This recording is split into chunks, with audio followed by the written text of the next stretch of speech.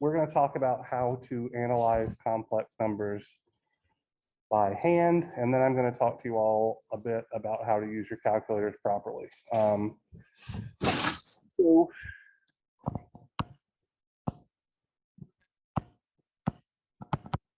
complex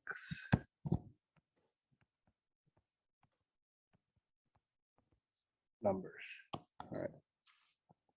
So let's start with what a complex number is. Anybody have any idea? So it's not an imaginary number, but that's part of it. Okay, so a complex number, I'm going to denote complex numbers with a bar over the variable, is something like A plus JB. So it has both a real part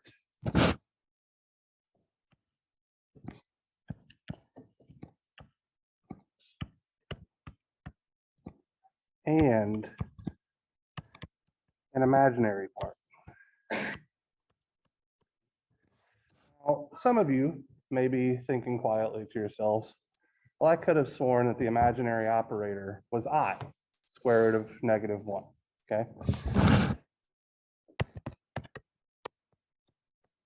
This is probably what you learned in your high school classes, or I guess pre-calculus or something like that here. Well, it should be kind of obvious that electrical engineers tend to use I a lot to represent currents, so we can't use it to represent something else. So instead, we use J, lowercase j, to represent the imaginary operator, the square root of -1, okay? So the complex number that I have written down here on the left-hand side is what I would call a rectangular complex number.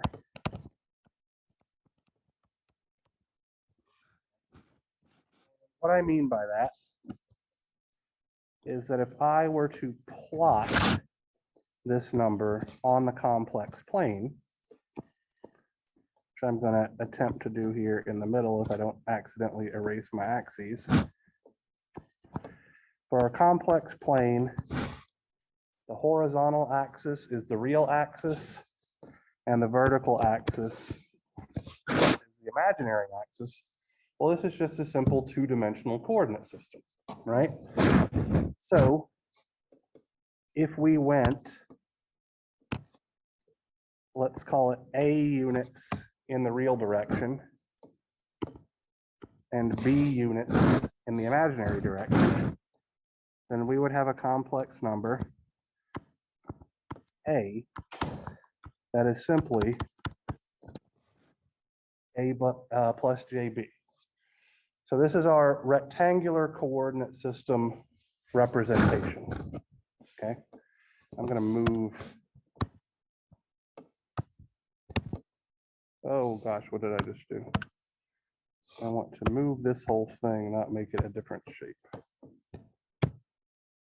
So we can also develop an exponential relationship for complex numbers.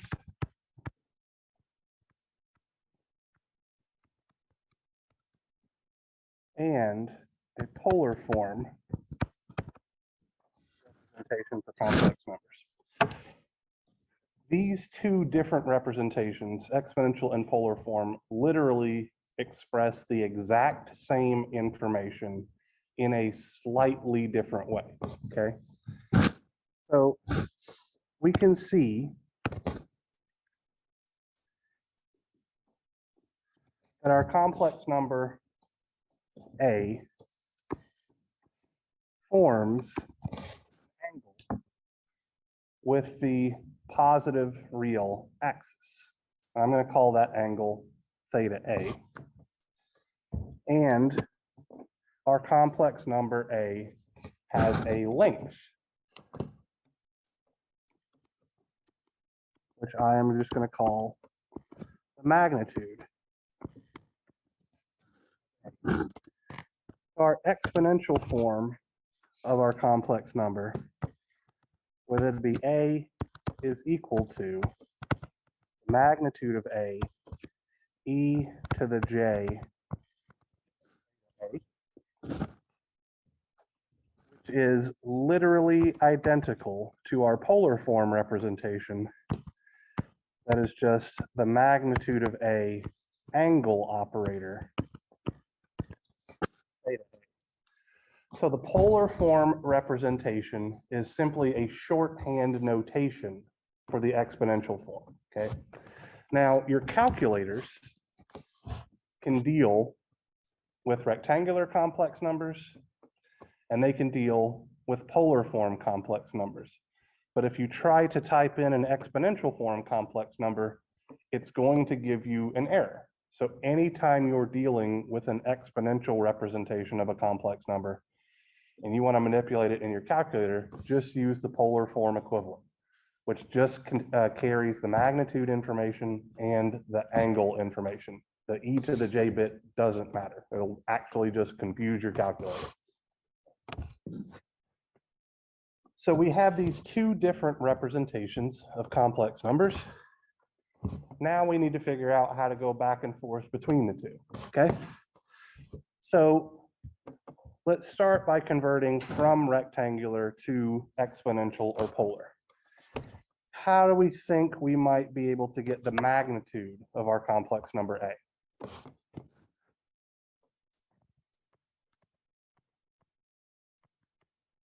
Not a trick question. Pardon? So if j is equal to, well, j can't be 0. J is defined to be the square root of -1. So maybe what you meant was b is equal to 0, but if b is equal to 0, then we just have a real number. I'm trying to find the magnitude of this vector, this 2D vector on my graph. Exactly right. Just good old Pythagorean theorem. Square root of a squared plus b squared. So the magnitude of a complex number is simply the square root of the real part squared plus the imaginary part squared, okay? For our angle, theta A, there are a couple of different ways that we can do this. My preferred is the angle is simply the inverse tangent of the imaginary part B divided by the real part A.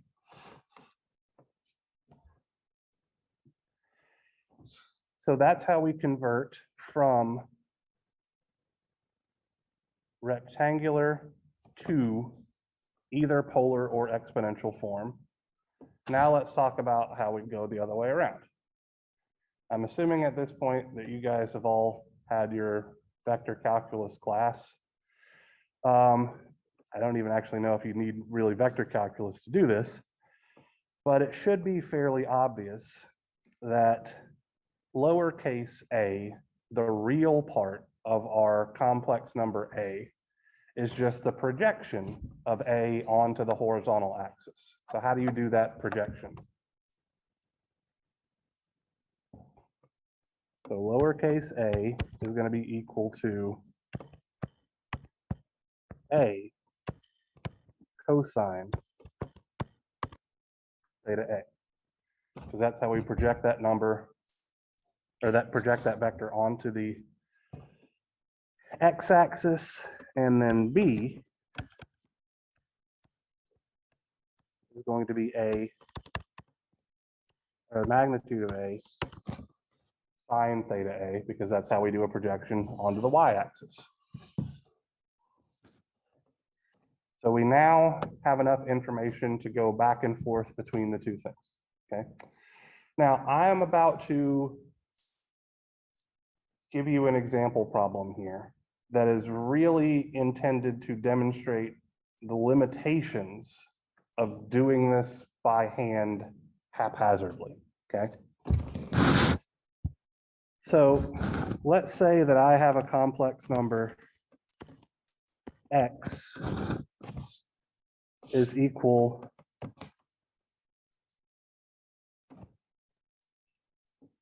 to -3 plus J2. And I want us to convert this from rectangular form into polar form. Yes, sir. I was looking at it in the homework, so I saw that it had it listed as J2 rather than 2J, kind of normally would have it. Why is that? Because that's the habit that that's how I learned it forever ago. So that's how I do it. In your calculators, though, you're 100% right, or anything like that, you have to enter it in with the imaginary operator after the number. I put it in front. I guess one reason why I put it in front is because it's making it very obvious that that's the imaginary part that I'm dealing with there. So I'm not burying it at the end where I don't have a chance to see it.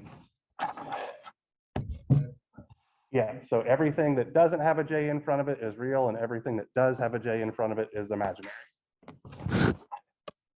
All right.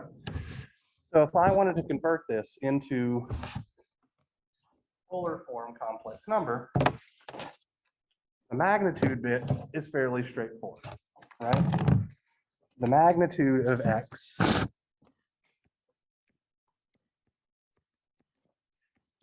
would simply be the square root of -3 squared plus 2 squared, which is, my mental math is correct here, the square root of 13. Really hard to make a mistake on that part, okay? For our angle, though, that's where things can get a little bit tricky. So if we take the inverse tangent of the real part, excuse me, the imaginary part, which is 2, over the real part, which is -3, and I'm doing this in degrees.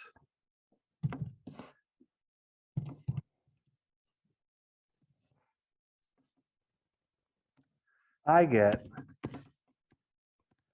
-33.69 degrees, meaning ostensibly that my polar form representation of X, sorry, this should have a bar over it, not bars beside it, is the square root of 13 angle -33.69 degrees. Who can tell me why this is wrong? Exactly correct. It is in the wrong quadrant. So if we plotted X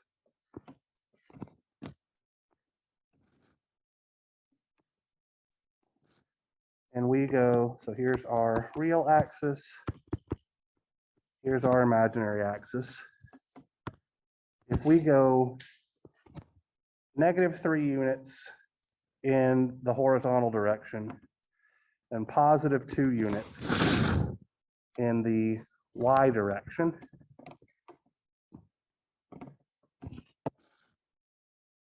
this is where X is supposed to be. And we can see very explicitly that we should have an angle that's greater than 90 degrees. What our calculator told us, drawing this correctly,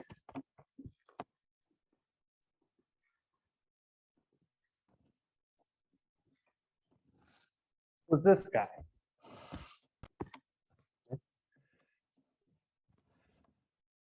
Which is actually -X, okay?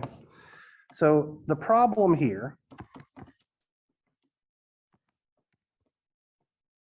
is that our calculator can't differentiate between the ratio -2 over +3 and +2 over -3.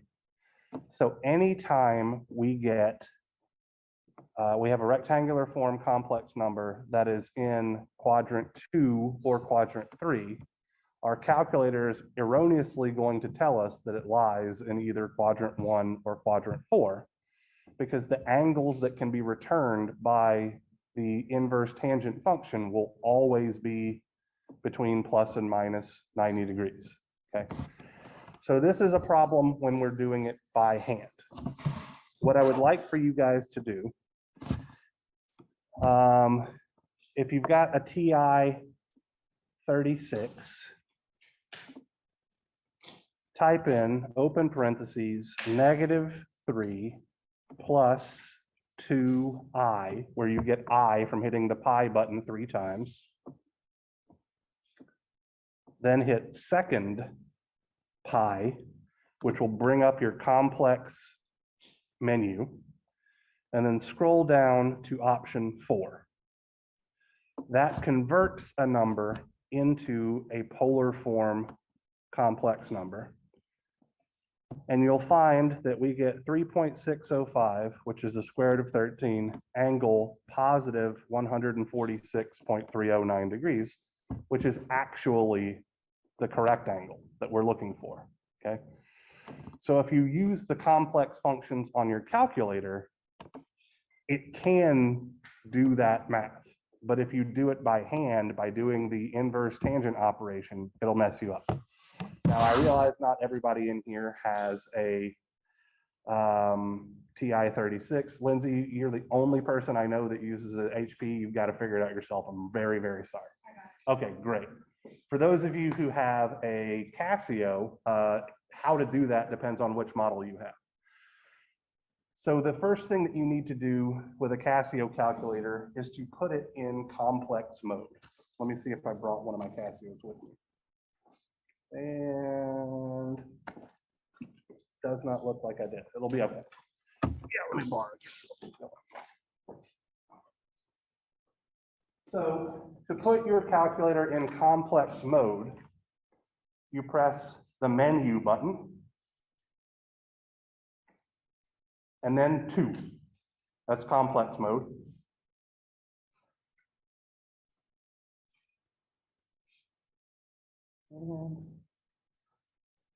So for those of you with Casios, then you would then type in, let's see, -3 plus 2, and then you would press the engineering button that says ENG, and that's how you get your imaginary operator I. And then here's where things are going to be slightly different depending on which Casio that you have.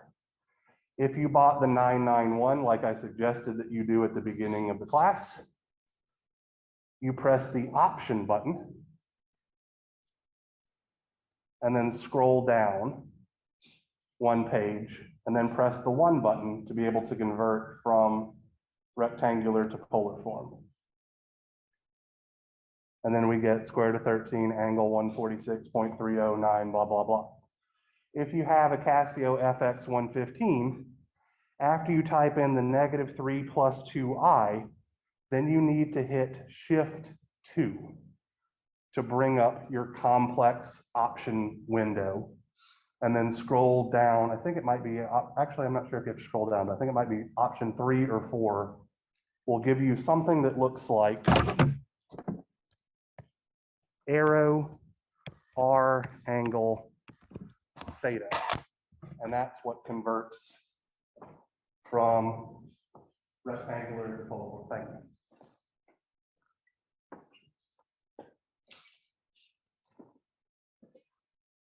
All right.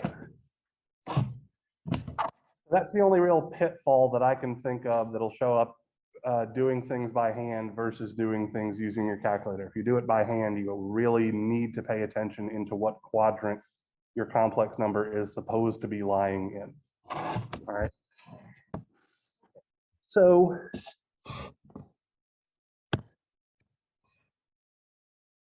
before we get into doing mathematical operations, I want to point something out to you all. This is probably something that many of you already know, but what I'm going to do here is I'm going to make a table.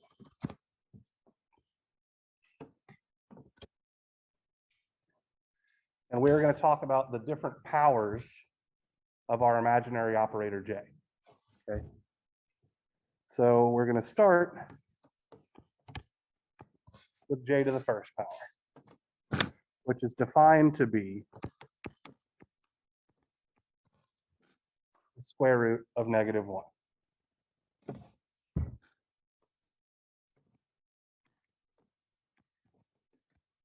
J to the second power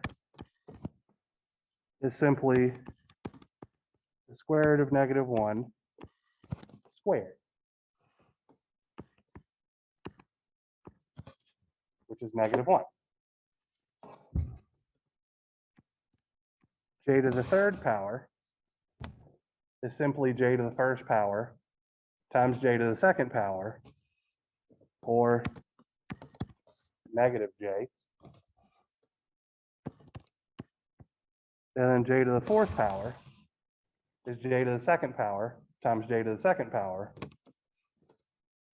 or +1. And then if we kept on going here, J to the fifth power would be J to the fourth power, which is 1, times J to the first power. So it's just J. So if we go in ascending powers, it's just a pattern of 4 different possible things. So it's either J, -1, -J1, J, -1, -J1, over and over and over again. Now, the reason why I'm pointing this out is because some of the calculators in this class, so the TI-36s and the Casio 115s, can only handle J from the third power to the -3rd power. Okay, or actually, it might be the fourth power to the -4th power. Anything past that, you effectively need to just subtract 4 from the power in order to bring it down to something that your calculator can recognize, since it's just a repeating pattern over and over again. Now, if we go in the opposite direction, J to the 0, or anything to the 0th power, is supposed to be 1. J to the -1 power is the same as 1 over the square root of -1. If we multiply that by square root of -1 over square root of -1, we get -J. J to the -2 power is just 1 over J squared, so that's -1. J to the -3rd power is just J to the -1 times J to the -2. So that's +J, and so forth. So it's literally just cycling through those same things over and over and over again in that direction as well. So you're only ever going to have these 4 different possibilities when you're dealing with powers of J. Okay. So if your calculator gives you an error because it doesn't know how to interpret, let's say J to the 7th power, because I'm absolutely positive that's going to show up in your homework. J to the 7th power is the exact same thing as J to the 3rd power, which we know to be -J. All right, so now let's talk about mathematical operations. The first operation that I'm going to talk about is the complex conjugate operation. And this one is only used with complex numbers. So if we have a complex number A that is equal to A plus JB, or a exponential relationship A e to the J theta A, or polar form relationship magnitude of A angle theta A. And I'm going to plot this again just real quick, because it's helpful to understand, the plot is helpful to understand what the conjugate operation actually does.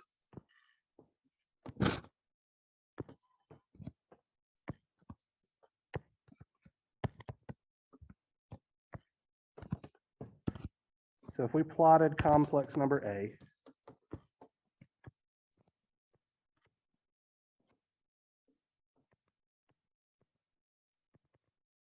like so,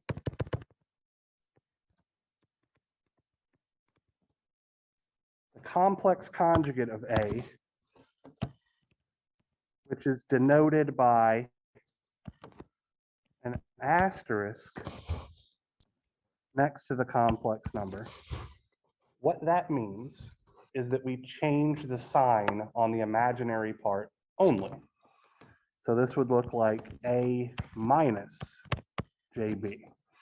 So the complex conjugate of A would be this guy.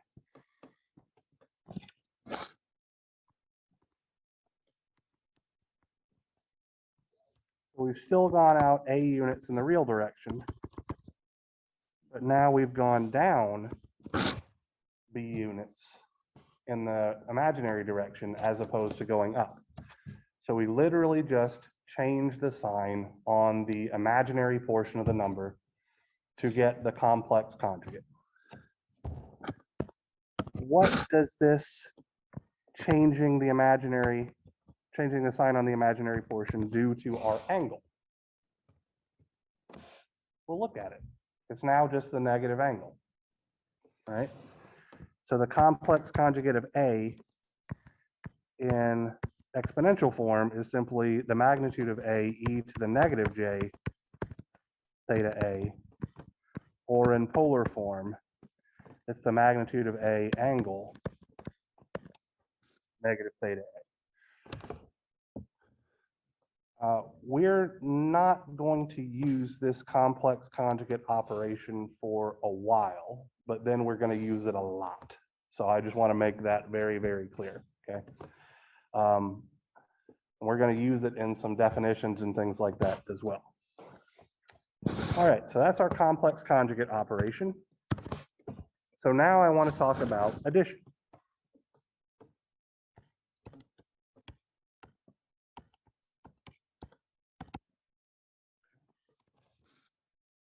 So let's say that I have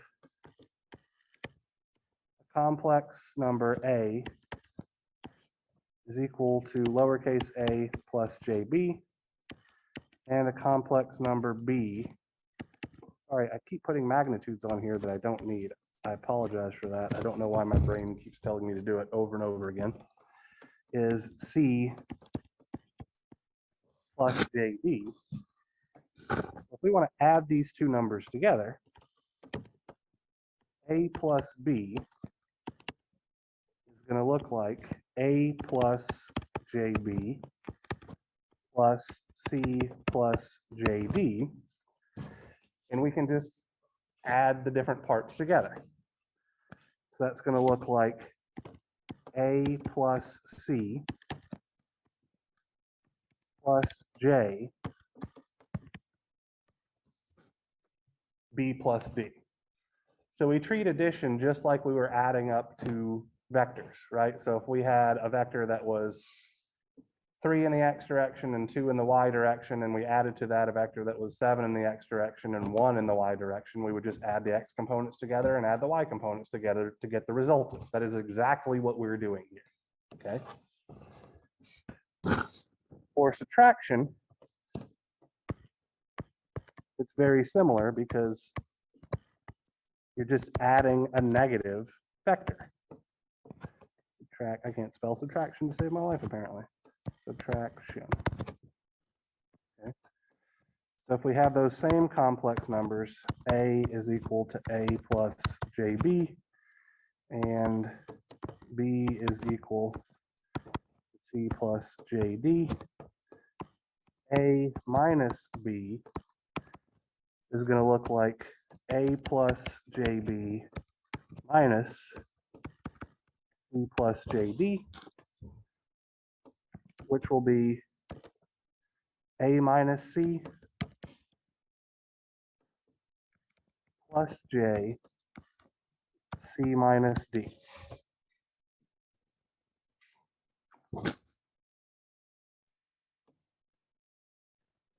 Actually, sorry, B minus D. My apologies there. I got distracted by a phone call on my watch. All right, so addition and subtraction are fairly straightforward. Now let's talk about multiplication.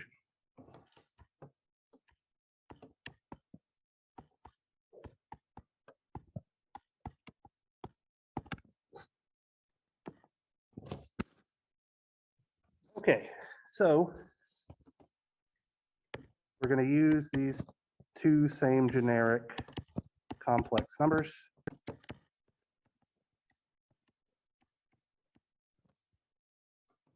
So if I want to multiply A and B, so I'm intentionally not using a sign here, okay? So let me explain what I mean by that. I don't want to put a dot in the middle because I don't want to confuse you all with a dot product, because a dot product does not exist for complex numbers. I don't want to put an X in the middle because I don't want to confuse you with a cross product, which also does not exist for complex numbers. And I don't want to put an asterisk in the middle because I don't want to confuse you with the complex conjugate operation. So if I multiply two complex numbers together, I'm just pushing them next to each other. That's how we say that, okay? So anytime you see two complex numbers next to each other, that means we are doing multiplication. The asterisk sign is complex conjugate operation. I'm being very, very explicit about that because I'm going to get numerous questions on the in-class assignment and homeworks about why I'm not getting the right answer, and it's because you're doing the operation you're not supposed to be doing. So A times B is A plus JB times C plus JD. And we just FOIL this out, right? So that's going to be A times C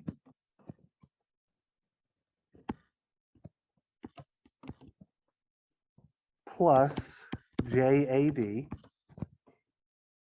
plus JBC plus J squared BD. Now, what's J squared? -1. So this is AC minus BD plus J AD plus BC. So a little bit more difficult than addition and subtraction there because we have that J squared thing which can potentially trip people up, okay? That's what multiplication looks like using rectangular form complex numbers. But we can actually multiply numbers in polar form very, very easily, okay? So if I have A is the magnitude of A, e to the j theta A, or alternatively, A angle theta A, I have B as the magnitude of B, e to the j theta B, or angle of B, angle theta B. A times B is just the magnitude of A, e to the j theta A, times the magnitude of B, e to the j theta B. That's just the magnitude of A multiplied by the magnitude of B. And what happens when I multiply two exponentials together? Add the argument of the exponential. Absolutely right. So it's going to look like e to the j theta A plus theta B. Or in polar form, magnitude of A times the magnitude of B with an angle of theta A plus theta B. So multiplication in rectangular, or excuse me, in polar form is very easy. You simply multiply the magnitudes and add the angles, and you're done. So in my opinion, it is easier to do multiplication in polar form than it is to do in rectangular form. But it doesn't hurt to know how to do it in rectangular form, okay? Our last operation that we are going to deal with is division.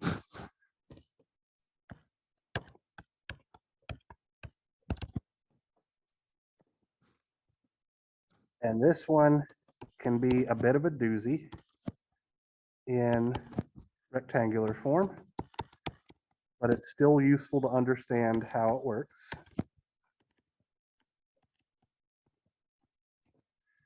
So if I divide A by B, I'm going to have A plus JB over C plus JD. And there doesn't look like I can do a whole lot here, okay? So what I'm going to do is I'm going to multiply this fraction by the complex conjugate of the denominator over the complex conjugate of the denominator. So I'm effectively just multiplying this fraction by a very specific representation of the number 1. So my denominator is C plus JD, so the complex conjugate of that is C minus JD.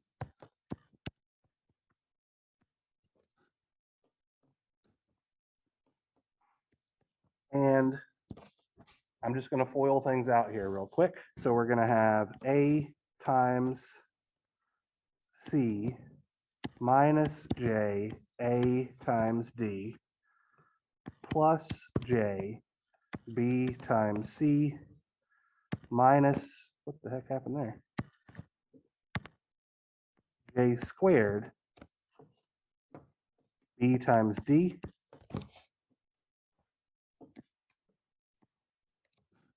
and then in my denominator, we're going to have C times C, so C squared. This will write minus JCD plus JCD minus J squared D squared. Okay. So we can see right out of the gate that we have a minus JCD and a plus JCD in our denominator that cancel each other out. So effectively what that has done has gotten rid of the complex number in the denominator so that we can split this into a pure real part and a pure imaginary part. So our real part is going to be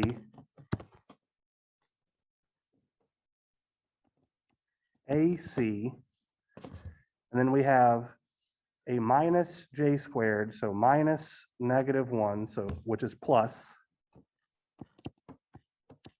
BD, all divided by C squared plus D squared. And then I'm going to say plus J, and I have BC minus AD over that same denominator, C squared plus D squared. So that's what division looks like in rectangular form. A tedious process, but very, very useful understanding how that works to do manipulation of complex numbers. In polar or rectangular form, excuse me, polar or exponential form, where we have A is equal to the magnitude of A e to the j theta A, or alternatively, magnitude of A angle theta A, and B is equal to magnitude of B e to the j theta B, or the magnitude of B angle theta B. A over B is the magnitude of A e to the j theta A over the magnitude of B e to the j theta B, which is the same as magnitude of A over magnitude of B e to the j theta A minus theta B, or expressed purely in polar form, magnitude of A over magnitude of B angle theta A minus theta B. So those are the different mathematical operations that I expect you to be able to do. Now, I want to be very clear here. I actually don't expect you to be able to do any of these by hand. In fact, I would encourage you to not do them by hand. And the reason why I say that is because it's a lot of bookkeeping, okay? Your calculators, at least the TI-36X, the Casio FX115, the Casio 991, and I'm assuming whatever hippie HP Lindsay uses over there, are all capable of interpreting both rectangular form complex numbers and polar form complex numbers and doing all of these operations, including the complex conjugate, okay? So what I would like for you guys to do with the in-class assignment is, instead of doing them by hand, familiarize yourself with the operation of your calculator in order to do all of those operations, because that's actually much more valuable for you to succeed in this class, okay?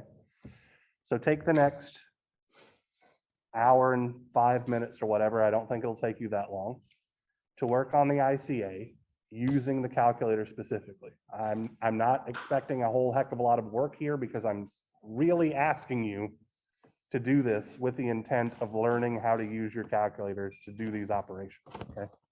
If you have any questions other than Lindsay, again, I don't know how to work that damn HP, but anybody with a Casio or a TI, I can help you do it. So if you got any questions, by all means, just ask. Hey, Dr. Hartman. Dr. Hartman?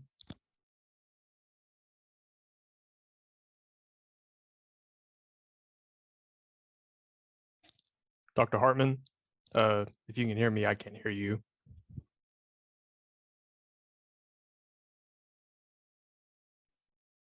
Yes, you're being broadcast to the entire room extraordinarily loudly right now. What's up?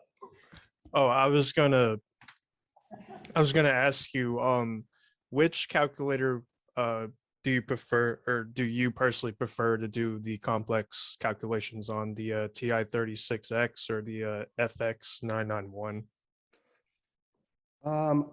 Can you hear me? Because I accidentally turned my computer off. Give me just a second, sorry.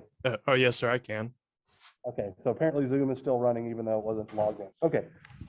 I personally prefer to do my complex math on the TI-36. The reason that I prefer that calculator is because you don't have to remember to change in and out of complex mode. It's very easy to store variables, and I will tell you very explicitly that storing variables using these complex numbers is what's going to make the difference in getting a right answer or a wrong answer a lot of the time. Letting the calculator keep track of things is extraordinarily helpful here when we have so much really just bookkeeping to do. And the ease by which the TI stores variables, to me, makes it the better calculator to use for this specific portion of the class. All right, thank you. Yep.